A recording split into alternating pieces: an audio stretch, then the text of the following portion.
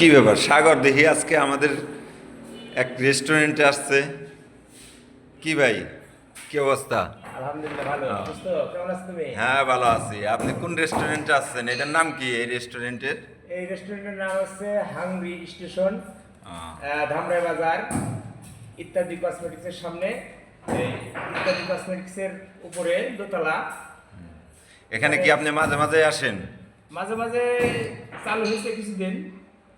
আপনারা যারা পরিচিত আছেন ধামরাইবাসী, তাদের উদ্দেশ্যে বলতে চাই, আপনারা ভাই ব্রাদার এখানে আছে, রেস্টুরেন্ট দিছে, আপনারা একটু হেল্প করবেন, আসবেন এখানে, দেখে যাবেন, অন্তত একবার এসে দেখে যাবেন।